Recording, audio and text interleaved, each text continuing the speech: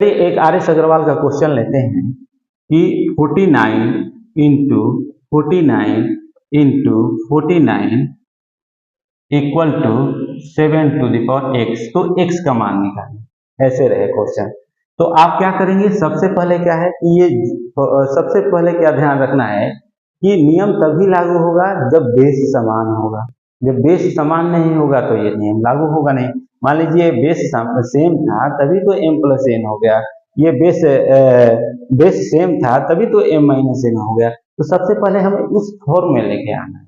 तो उस फॉर्म में लेके आएंगे तो जैसे ही 49 है, इसका मतलब क्या है, ये 7 का स्क्वायर है, 7 का स्क्वायर है, इंटू फिर 7 का स्क्वायर इंटू फिर 7 का square equal to 7 to the power X है। ऐसे है ना।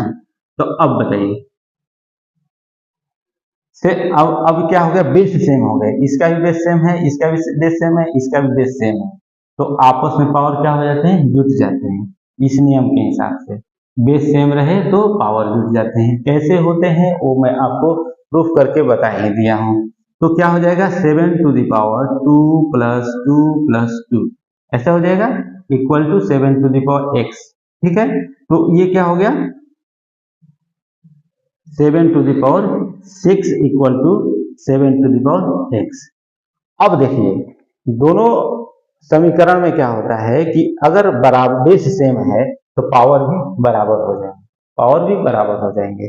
कैसे होते हैं ये आपको बता देता हूँ। तो ये भी सेम है, ये भी सेम है, तो पावर आपस में क्या हो जाएंगे, बराबर हो जाएंगे। तो एक्स इक्वल टू कितना हो जाएगा, 6 आंसर हो जाएगा। बेस सेम रहे तो पावर आपस में बराबर कैसे होगा।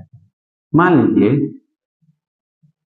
25 इक्वल टू 25 से लिख सकते हैं, इसमें कोई शक नहीं।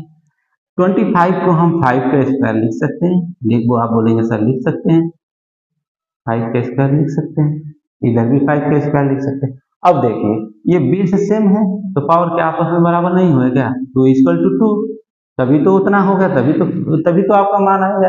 तो ऐसे ही क्या होता है कि जब भी बराबर दिया रहे और बेस सेम रहे तो पावर आपस में बराबर हो जाता है। ठीक है।